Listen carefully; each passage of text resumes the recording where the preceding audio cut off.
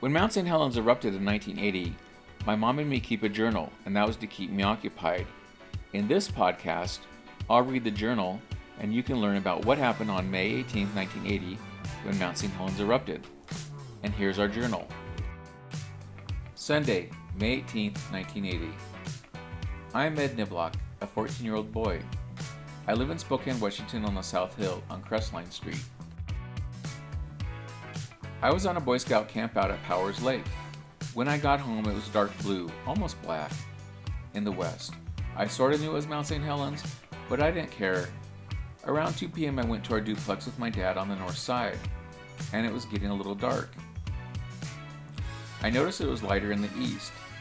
Mr. Lynch, he lives in our duplex, came over and started talking to my dad, and he went inside to get his rent. And when he came out, it was almost pitch black out. I went to play with Lady, the Deshawn's dog. They also live in the duplex. The Deshongs weren't home, so I went to the back to play. It started getting cold, and our mouth started to get really dry, and then we left. On our way home, we stopped at Doyle's Ice Cream Parlor to get an ice cream cone. And we came back to the car, it started to drop ash. More like dust, all over us. We live about a half an hour from there, but it took us an hour and a half to get home. When we got home, the yard and everything was covered in ash. We ran inside and grabbed my dad's checkbook and went to the store to get a roll of film. We saw a lady that we knew, and her husband was stuck in Yakima. We brought the film and went home. We took about 10 pictures, which you see here, and my brother and I went over to Jim's. He's the neighbor boy. When we got over to the Bassett's house, I was covered in ash. My brother John had pushed me into a bush that was covered in ash. So Mrs. Bassett, Pat, made me wear Jim's gym shorts and made me wash off my arms and everything else. I told him about the poor dog Lady being left outside in the ash. I didn't stay over there very long. When I got home, I ate dinner and then I went and washed my hair because it was full of ash. Monday, May 19th, 1980. I got up, not looking forward to school today. I ate breakfast and turned on the radio and found out that school was closed. So I went to the family room to watch Good Morning America. The ash had stopped falling sometime in the night.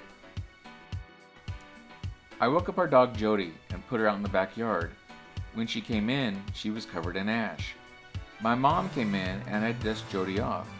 After that, I made her bark and I got into trouble because my dad was up at 6 a.m. calling the people at his office to say that it was closed. We watched TV until 9 a.m. and then we had Jim over. At 10 a.m. we had to watch Laverne and Shirley. After that was over, we went over to Jim's house and did lots of things. We got into his sister's diary, and of course, we got into trouble, so we had to come over to our house. We roller skated in our basement till 3, and then we found out that we didn't have to do our paper route. We were very glad. Tuesday, May 20th, 1980. The people on TV said to wear a damp cloth over your mouth, and then an hour later, they said it was a dry cloth. At 10 a.m., Jim came over and we roller skated in the basement all day. At 3:30, my brother and I went to do our paper route. We didn't want to do it. Jim gave us 2 hospital masks to use outside with all the ash. When we started our paper route, the people kept asking us why we didn't do it yesterday. We just said that we weren't supposed to. It only took us 20 minutes to do the paper route, and when we got home, I was covered in ash. When we were home, we had Jim over again and roller skated in the basement. At 7 p.m., we went over to Susie's party, and I got covered in ash again, so I had to wear gym shorts again. She also made us take off our shirts. At 9, we came home and watched TV. I stayed up until 11. Wednesday, May 21st, 1980. I got bored that day because the city was shut down. No stores were open. I stayed inside all day and roller skated with Jim and John. I could see people out on the streets cleaning up. And the radio kept having advertisements, and a repair shop kept saying that they could change your air filter. and some of the streets were challenging, and other streets were clean. And that went on all day. My mom kept dusting that day. Once the dust would go away, it would come right back. Jonathan Heath, a neighbor boy, came over and roller skated with us. At 3:30, we went to do our paper route. Same as ever, boring. When I got back, I went to the store. Our car was filled with dust. I took the car vacuum and tried it, and all it did was stir it up, so I quit that. When we got home, all the neighbors were cleaning up the street. We had piles of ash all over the block. They closed school until Tuesday. Thursday, May 22nd, 1980. My dad's office opened on the skeleton crew, and all day on TV, the emergency broadcast system was on. It was on the other days, but not as much. I may not have seen it on the other days. I, John, and Jim roller skate all day. When John and I had to do our paper route, the city said to dampen the mask. That made us hot, and our mouths were hot. We saw lots of people washing off their roofs and sidewalks.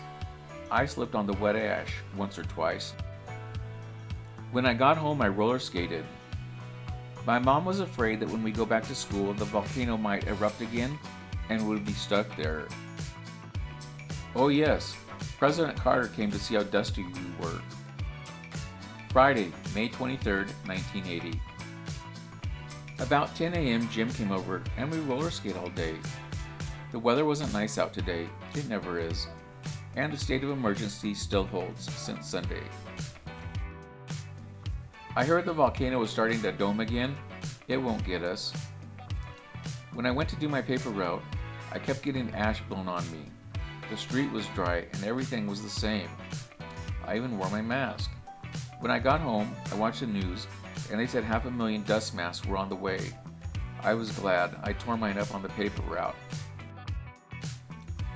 Saturday, May 24th, 1980.